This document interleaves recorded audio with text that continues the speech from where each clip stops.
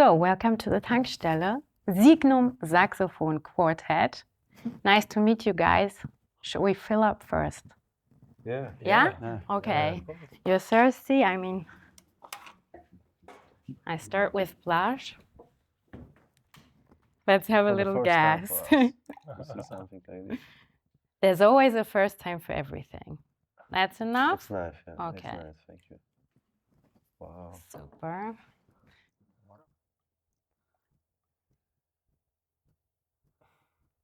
This is pure and bleifrei. Wow. Wow. So Thank you you very will much. enjoy this Wow. a lot. I promise you. Mm. One more. Pulling petrol. Thank you. That's you. Full of And another, yeah. You will explode with energy from this.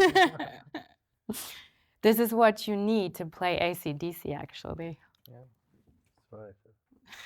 A bit of hydration. So, Thank you. that's Alan and myself. Super. Amazing. So, guys, cheers, Cheers. everybody. Cheers. Cheers. Cheers. I'll go, yeah. Cheers. TANCKSTELLE. Thanks for stopping by at the TANCKSTELLE. And maybe we introduce you first, just briefly. Blaž, I'll stick to the first names. Yeah. Jacopo, Aram, and Alan. So, nothing confused. That's the SIGNUM Saxophone Quartet, and you all play. You've played for a long time. You've all played the saxophones years and years. You started when you were youth or even children. Kind of, yes. Yeah. Kind of, all of you. Quite young. Right, okay. Actually, what I learned today is that you're actually not allowed to drink something like apple juice before playing music. Aram explained to Only me. our It king does knows something this. to the Only play. our king Now knows I this. realize I poured you some apple juice. Yeah, we are actually allowed. It's not that it's not allowed, but the thing is, it's not very good for the pets, because Right. if you eat Yeah. something sweet or you drink Yeah. and then you are playing, it's coming always into the instrument. Okay. And Yes. then the pets are Sticky. Sticky, yeah. and Yeah. it's not just good They're for not the pets. Right. Yeah. Opening properly. But you like, can Okay. still play. Yeah. Yeah. Right. It's, Okay, I hope I haven't ruined any of the music you're it's going to play soon. But you can take a little sip, each of you, maybe. To start with, it's not a given, to me at least, that someone who learns the saxophone is obsessed with classical chamber music as well. How did that come? I think this was already like our children dream, me and Alan's, because we studied together. We also already attend the conservatory in Slovenia together. So we were like 14, 15, we started to play together, and then there was always this big dream to make something together. And of course, as a saxophone player, you will never play you will never have a position in the orchestra. So, but there was never like dream to have position in the orchestra anyway. So also about teaching, anyway, we really love to teach, to give master classes, but it was always this dream to make chamber music Yeah. for saxophones, because obviously in Slovenia it's like normal that if you are in the music high school Right. or conservatorio, of course you have everything like theory, contrapunct, everything in the saxophone, of course, every week, twice or 3 times, and every week like chamber music too, for saxophones. So from this moment on, we started to dream, and then How exotic was the choice in your separate surroundings to play the saxophone? Because I know it from the guitar. It's a completely different thing to play the classical guitar in Russia than it is here, for example. Is there a different tradition of saxophone playing in your respective countries, or is it? In Slovenia, I have to say, it's a big tradition of playing Yeah. saxophone. It's one of the most popular instruments Right. in the country. it's not our national instrument because our national instrument is still accordion, harmonica. Right. But yeah, more and more children starts to play saxophone, and they're really good. They're playing amazing, and it was not, I think, so exotic. It was like normal because you can play in wind orchestra, and it's popular, I would say. Right. Yeah, in Italy too. I think it's more like we play more in a band. I start in a small band in my small city, and yeah, it's a bit of tradition, you know. Like a pop saxophone. band or a No, brass band or no, what band kind of like of the city, of this Oh, small city city. band. Yeah. Yeah, like a traditional Banda. playing Yeah, tradition. band. Banda, The brass sì. band. Yeah, I get it. Did you actually know that there was the Signum string quartet when you named it Signum Saxophone? Yeah, no. We I only didn't got know. confused Yes, once, then I yeah, learned. Yeah, actually, it's a really funny story because we were searching for the name and we had so many ideas, but not about the name. Yeah. So at the end, one guy who already left the quartet, he proposed Signum, but then it was funny because after I think few months we recognized that actually there are like also Signum string quartet. And I went to the elevator, and then I recognized the guy who was playing cello. He was also playing in a Signum string quartet, and then I was always scared that he will ask me, "So, hey guys, what are you doing with this name?" And so, but at the beginning, you know, I think for sure they didn't know that we are existing. So, but now, of course, sometimes the people they are not understanding like this Signum string quartet or Signum quartet, but actually we are Signum Saxophone Quartet. So Yeah, it's quite right. clear. Yeah, Now it's quite clear. no rivalry. No, it's funny. We know also these people, they are really kind people, so we are friends also. Right. Yeah. We talked before a little bit about the different constellations and, you know, the changes in the quartet, personal changes, and you said every constellation is basically a new quartet. It's a thing of its own. What would you say is the combination now? What characterizes the Signums It's the in final one. 2022? It's the final one. It's very somehow it feels really natural. Aram is our new one. We call him King. The newbie. The king in the universe. We are very happy to be with him. We knew us before already. We know Aram since a few years now, I guess. And we have a really, really nice time. And as Blaž already said, of course, change in a quartet is a big opportunity also to build a new atmosphere, to reflect. Everyone himself can reflect one more time or renew his position in the group. So it means that every relationship to each other is a new one, and it's like in a relationship, I would say. Yeah. And it's a big opportunity for everyone, for every group, and we are enjoying it very much now. I think the constellation is just very good, harmonic, really. You can switch roles also, I imagine, because you compare it to a relationship. Maybe you can be someone else all of a sudden when a new person comes into the group, right? Yeah, I think it's like Alan said, it's really a relationship because we spend so many hours together, sometimes more than with our partners. And of course, you know, it's like also if you met someone who you really actually like, but then with the time you see that you change the ways and Right.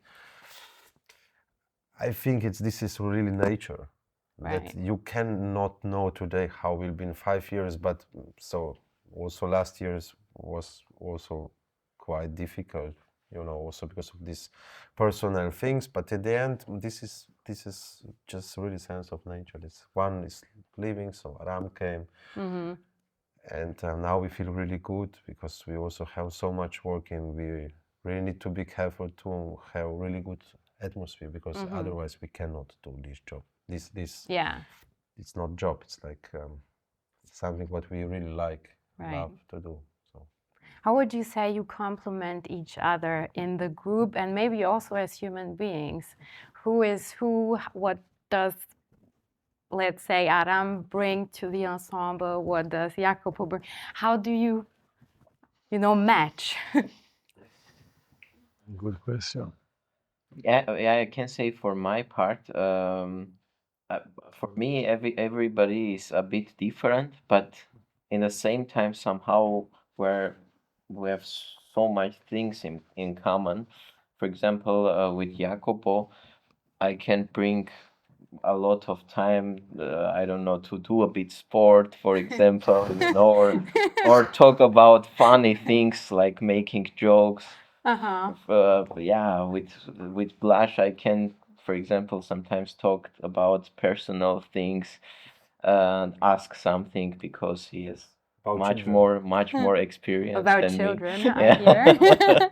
And with Alan also, it's like very very nice when we started do the rehearsal.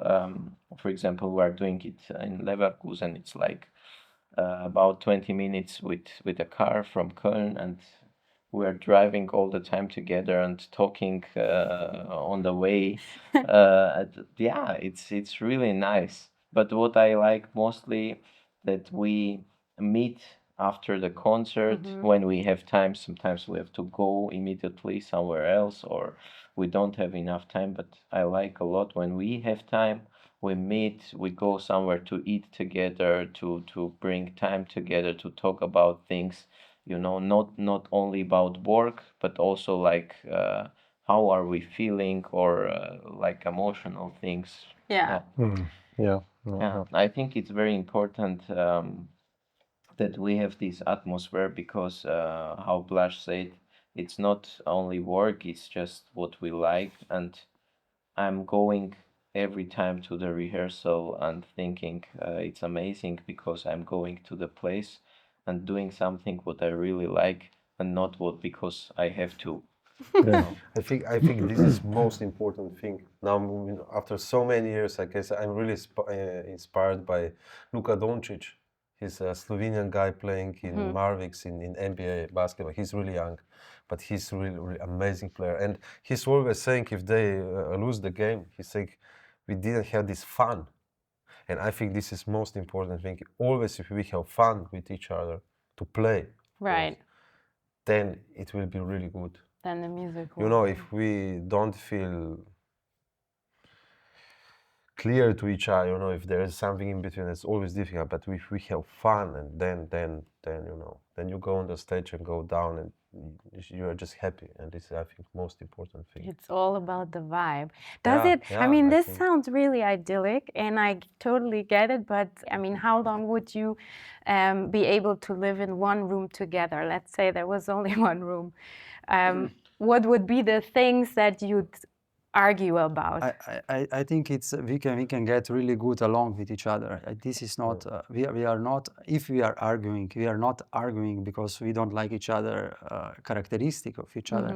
I think we can be in one room for 1 year if we don't have to work, and you know, Right. if you play concerts you need to take decisions, and every one of us we know each other and we respect and accept each other, and we know that, for example, one thing can be seen from 4 different eyes, you know. Right. And this is the point where sometimes it comes to arguing about something, but otherwise we can, of course, we can be in one room. This is not a problem. Right. But if we work, and if we then it comes to the point that you have different opinions and try to find a compromise. I think it's still our quartet is our baby, and it's somehow part of us, and we know Yeah. at the end that at the end on the stage it's 4 of us together.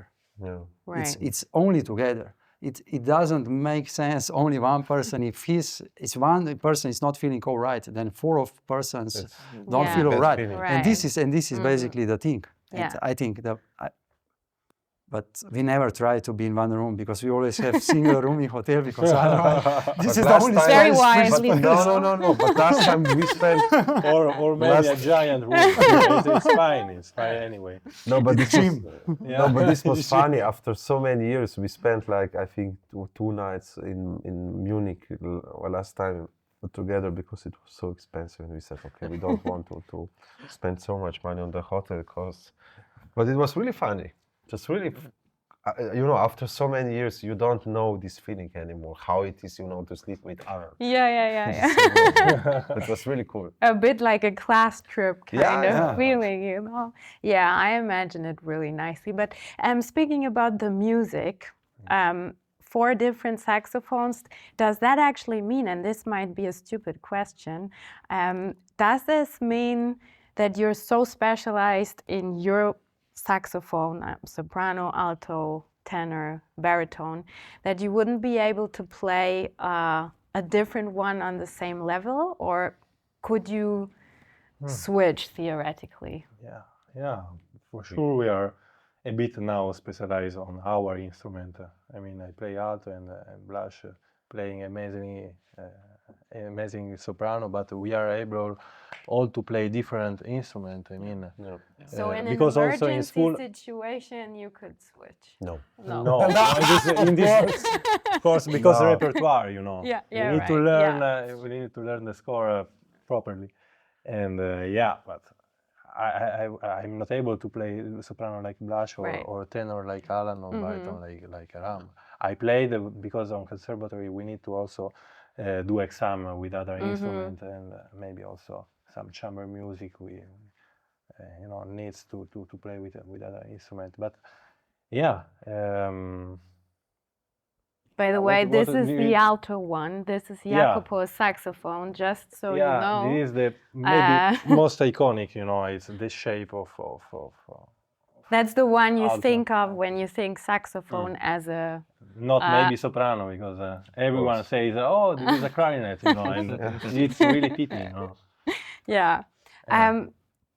Also, I mean, all your records and concerts and years of different constellations, playing with different people. At the moment, you are what they call Preisträger in residence at the Mecklenburg-Vorpommern Festspiele.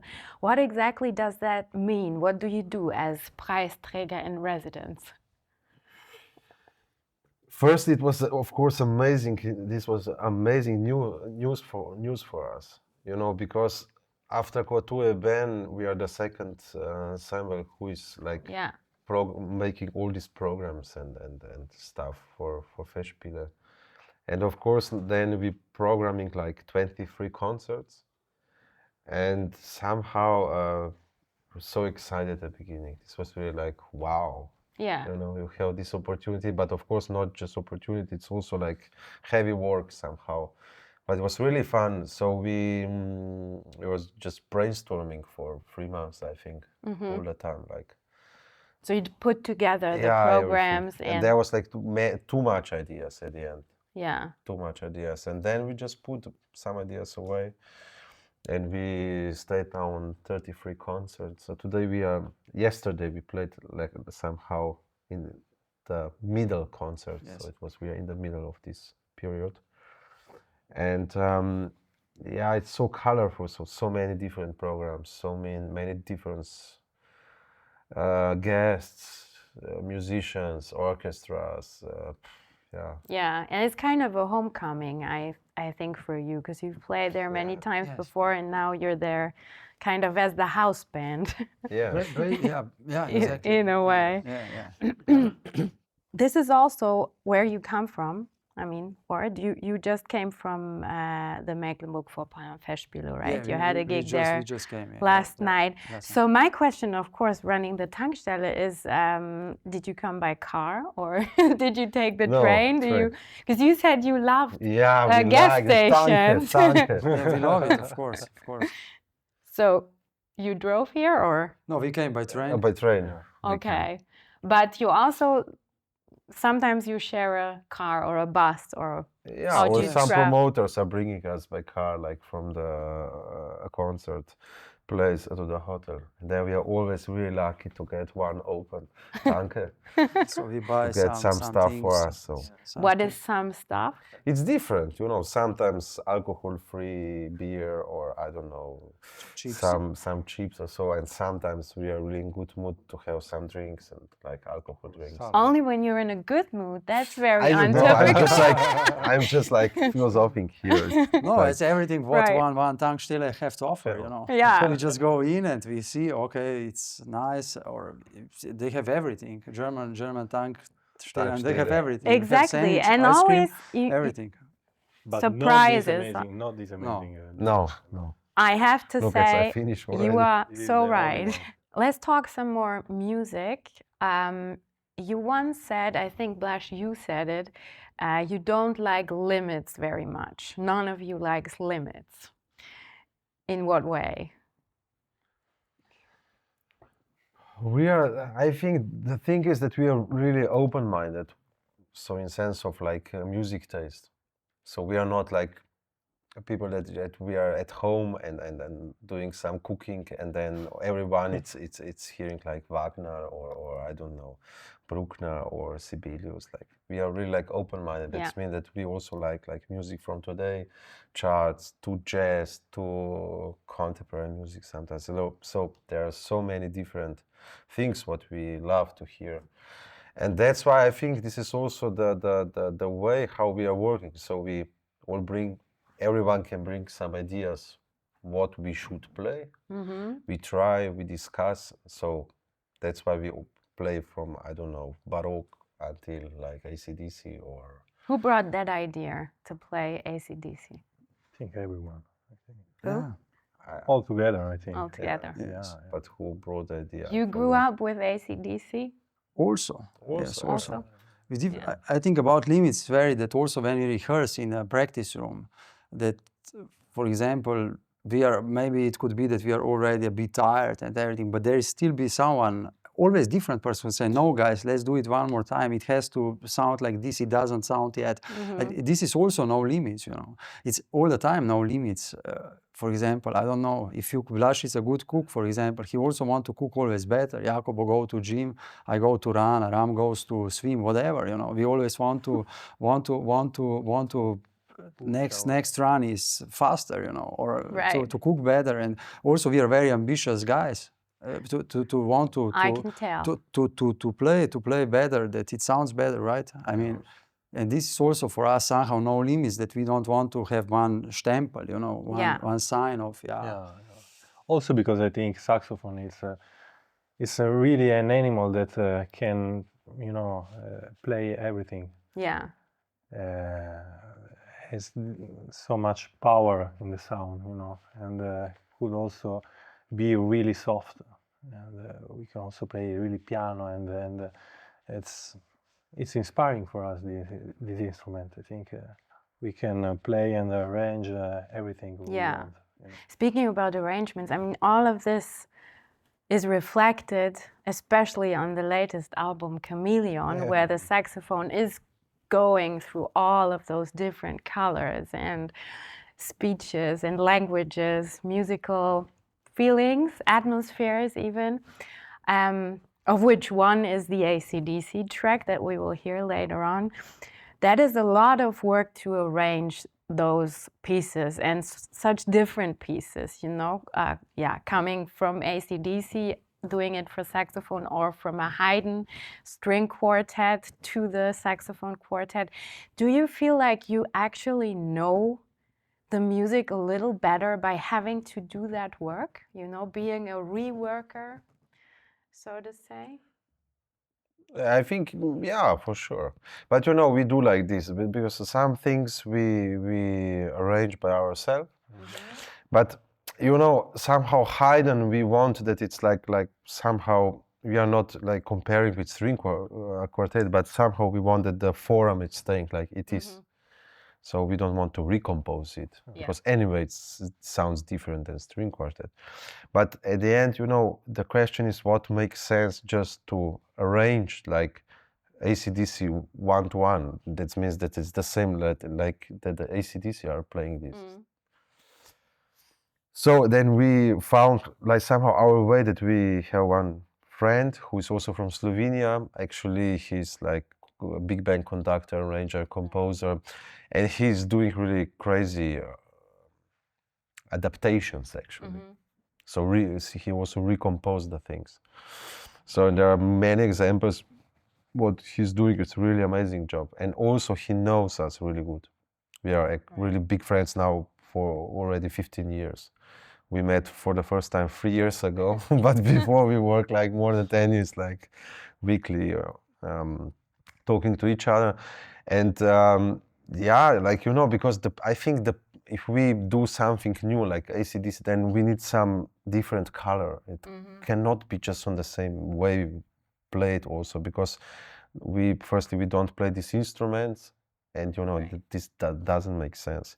Isidor Leitinger, this friend of us, he made 2 months ago, he made one adaptation of Johann Sebastian Bach Toccata and Fuga. And this was really crazy because it was for 4 saxophones and string orchestra. We played first time in Budapest with Franz Liszt Kammer Orchestra. But this was really like recomposed, you know, and the people love it. Yeah. So that don't mean, you know, because sometimes the people think, okay, you put a bit jazzy harmonic stuff and a bit tam-param, and then we are ready. No, but really with huge idea behind. It's a vision more than a will. So it also happens that you say, okay, we would like to play this, but it just doesn't make sense for saxophone. You know why? Why? Because on the other way, you can also invite some organ player who is playing this amazing. You know, you know why this combination. So something always, if we play something that is the same music somehow rearranged or with new color, but this is, I think, the most important thing. And the people say, wow. It's also more challenging for us at the end, actually, I think, because this arranger, Isidor, he's really a visionary, you know. You're a silent fifth member. Yeah, somehow, sure. I mean, like great bands in the history, they had their own arranger who would arrange everything for the band, you know. Right. Leitinger is, he has very good idea of sound projection. He actually, we are 80% sure that this will work when we already rehearse for the first time. Of course, then we need to, it's a big challenge because it's very challenging what he writes. But we trust him. This is the word, we trust him very much. Yeah. Right. Yes, and this is something what is really essential. Yeah. It's like a good conductor. When you play with a good conductor you trust, then you know, okay, everything's gonna be all right. Because you still, when you play, there is still one moment that you are feeling insecure. This is always, no one feels secure for the 100%, because then for me you are not an artist. I mean, you are just some, you know what I mean. You are always insecure, but with this kind of partners you are more secure, and it's really nice environment. And the same was now, like 2 days ago we were with Isidor doing project in Festspiele, and also with Daniel Hope and Zurich Chamber. Who was also here at the TANCKSTELLE recently. Ah, cool. Yeah. And then this kind of partners is always so beautiful for us, because we feel really like, you know, we can really do music together, really nice. Fall into the music. I think this is also so important because the Isidor know how to do really on the top level these arrangements, but I think what is really important, he knows us. He knows how it will sound with you playing it. Yeah, with us. You know, I think this is really how, because he also know us like personally. And so this was really funny because Aram came to the quartet in March, and Isidor was at the end of his work of this Bach's piece. And then in joke, he called me and said, "Hey man, can you just send me a picture of him, just that I know who I am writing." I mean, because you're strong characters, all of you. Photo from this was this photo. You know, just for fun, but it works like this really. And of course, sometimes we also ask some other people. That doesn't mean that they're not good enough for us. It's of course not. There are so many amazing arrangers, but he's for sure one who really knows us. The really perfect fit. Somehow, yeah. So maybe let's hear your take on AC/DC. This is the SIGNUM Quartet, premiere at the TANCKSTELLE, AC/DC Thunderstruck. Yeah. Let's go.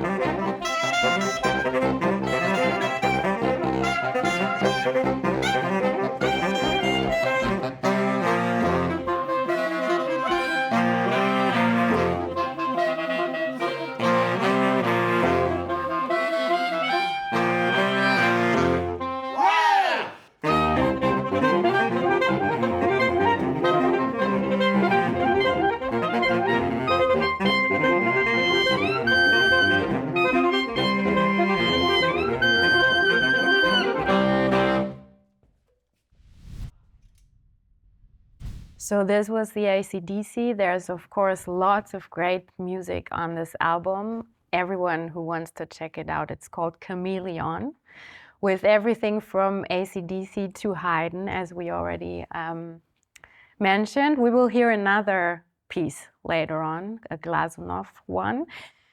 There is some kind of tradition of saxophone quartets, but not so much, of course, as in string quartets or something. Do you have recollections of a saxophone quartet you heard when you were young and thought, this is great? Does that even exist, like idols? I mean, what you are now, maybe for younger people? For sure, for me, yes, of course. Yeah. Of course, my teacher, Daniel Gautier, was for sure a huge personality. Still today, I have a high respect to him. I think this is normal also if you are young, and also now still we have like, but maybe, you know, these personalities are also changing for me.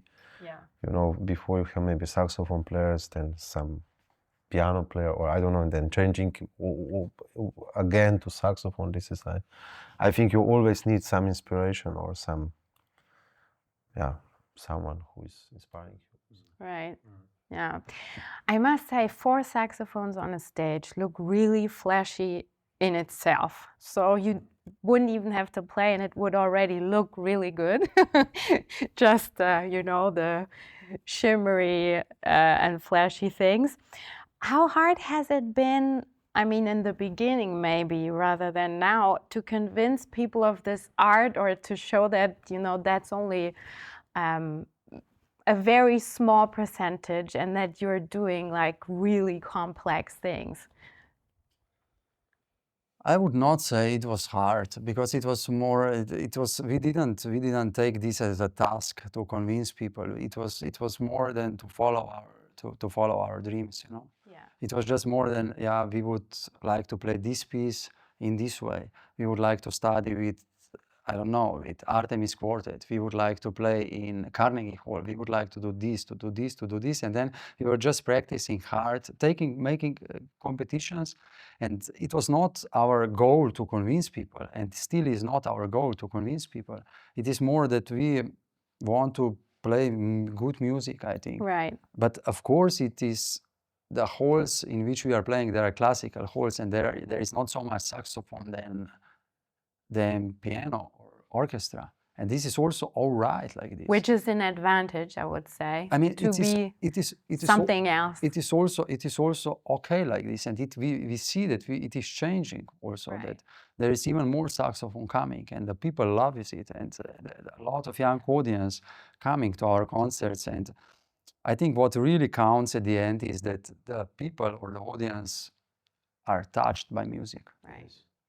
I think this is what really is important. I'm only asking this because you once said that it hasn't always been easy to follow that path, and you also got lots of, you know, people saying you won't make it, saxophone quartet, forget it. It was at the beginning like this, for sure. But I think this this idea was actually also a bit crazy. What we had with Aaron in the beginning. You know, we spent all days just quartet practicing, and then evening brainstorming stuff, what we can do new, and next day it was just like repeating all these things. But I think this is always, you will also always have supporters, you will also always have enemies. Mm-hmm. I think this is normal. Of course. You know? We are really lucky that we had Friedemann Weigl, who died many years ago, and he was viola player, and he was the first one who said to us, guys, you will get it. You know, this was, for us, it was so beautiful that he played, I don't know, in the morning in Paris, the best theater concert. After they went to lunch with the guys, but he took the first train to see us, to have barbecue with cevapcici, you know. Ate onions just like this. Said, wow, this is really amazing, you know. And then we spoke about music. And next morning, so in the evening they played on Monday like a concert with Artemis. And the morning he took time for us, like to teach us, like, I don't know, 4 hours for nothing. So we never played, or he was really like friendship, and Yeah. he was someone who also said, okay guys, you need to work on like how you starting with how you give a sign to start, you know, because of course if you are a string player, you have bow, this is many another possibilities also to start music, because this music is not starting with a note, it's how you breathe for it together. Right. And this, we never learned this before. It was for us, okay, what is this? But you know, then we understood it's so, this is most important thing also. Also these things, this is so important. And he brought us to some really new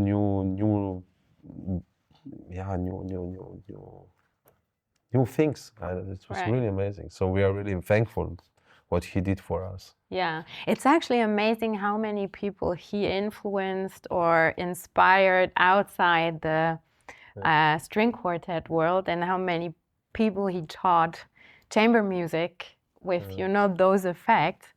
Now, the other way around, would you think that a string quartet could learn from you now, or get a new view on Haydn, for example, listening to your piece? Because I must say that that was one of the most touching ones for me on the recording. The way you did Haydn, it completely blew me away. I preferred it almost to the string quartet. I think yes. I think some strings can learn also something from us, because I noticed that when we were giving master classes in Salzburg, yeah, in Salzburg, and I've never did it before. Like I did some classes with saxophone. I was teaching saxophonists, but I never teach like I don't know, string quartet or piano trio. And it was amazing experience. And after that, when we were talking to the students, they said it was very interesting for them also, because we were talking about different things as they used to her, because I can remember we were with Alan, for example, and I said, sorry guys, I don't understand. I can't say you technical things about the bow, or how are you doing it right or wrong, but to talk about music, because at the end, I think music should be for everybody, like understandable, yeah. And of course, there are a lot of different ideas. And at the end, they were really happy, and we really enjoyed it. I think not only me, but the guys also, and it was really nice. They were happy, and they said, "Thank you that you came, because we never did this also, and it was a great experience for us." And yeah, I think nowadays it's of course it's possible. It's the meta level, so to say. Yeah. You talk about the real stuff, not just the, you know, Technical stuff, of course. not just the basics. No, the problem is that I should say, unfortunately, there are still some people, like from very old school, when you notice they are not ready to take saxophone so serious as, for example, violin, you know.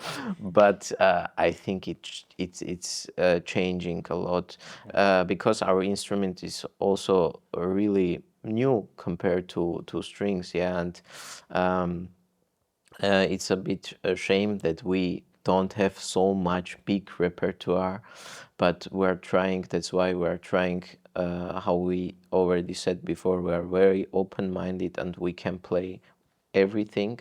But it's also important that we play everything what we like. You know, it's never like we're playing something that we have to play, because for me it's very important. If you are in a stage, the most important thing is that you feel comfortable with the piece, with the program, and then you really notice this energy also from guys. And if this energy is right and good, the people who are sitting and hearing you, they feel it also.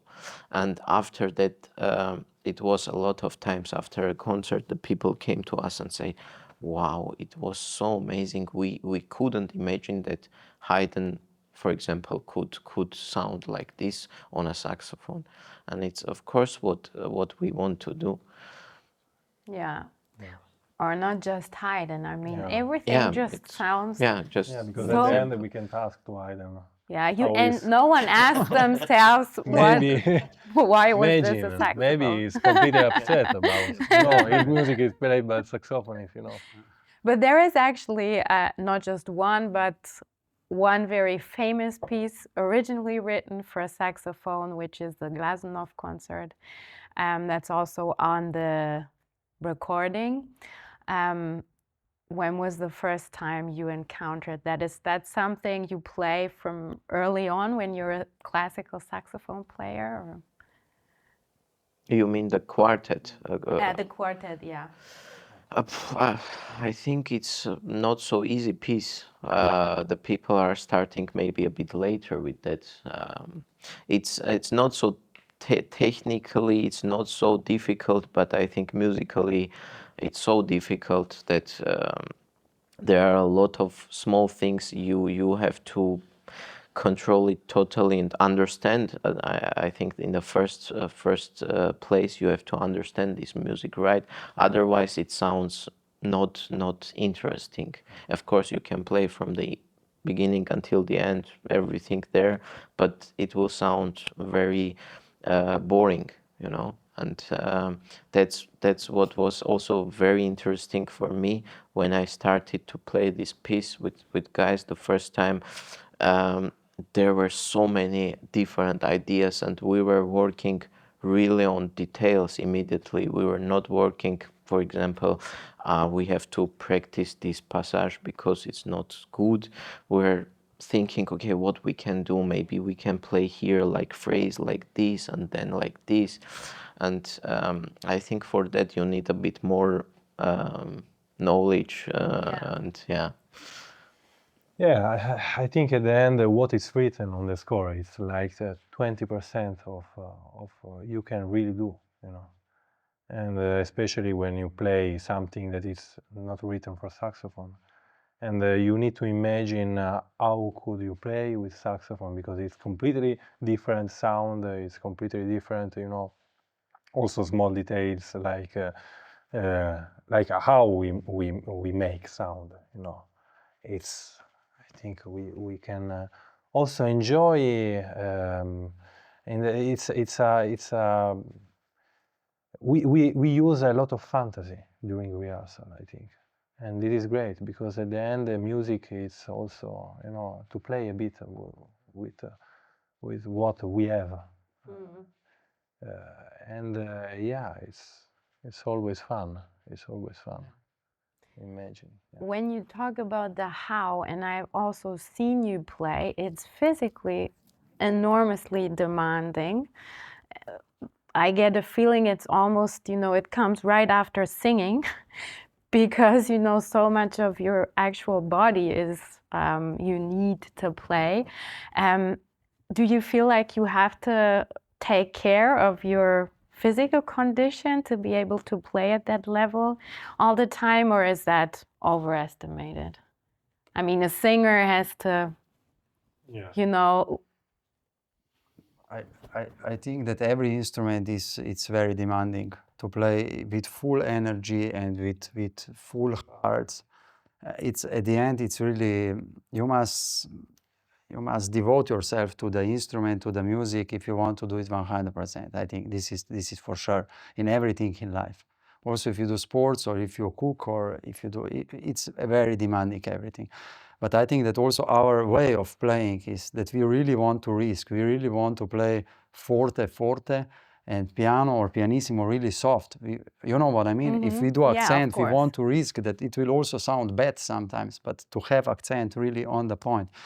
And I think that nowadays that everyone wants to take care a bit about his condition, how he feels. But of A little course, too much sometimes. a little too much sometimes. A little Yes, too much. yes. So I mean, Yeah. it's I can speak only for myself that I think it's good balance is what is important. I think sometimes too much, sometimes too less. It's also fine, and everything is good. How hard is it to switch on stage between a Haydn and an AC/DC and like? It's not hard when it's in a right how to say order. Yeah, I mean for some people it doesn't matter what are you playing, but for me, for example, it's a bit difficult to play AC/DC or I don't know or some modern piece really neue Musik, Yeah. and after that to play Bach, for example, and very slow, something like choral. It's That's why we play firstly Bach. We play firstly Bach, and after Bach, I get it. so it's no problem. Because he needs time to change his rhythm. Yeah. So yeah, I'm a rebel in this order thing because we already heard the AC/DC, and now we're going to a more, how should I put it? More introspective Glazunov. Maybe a few words about that piece or that part of the piece that you will play. Yeah, it's a small part of, so it's one variation movement of second movement, because Alexander Glasunow wrote like 3 movements. It's like normal, like quartet form, but the second movement is a variation form. So he's having thema at the beginning, and then he wrote like variation on this thema.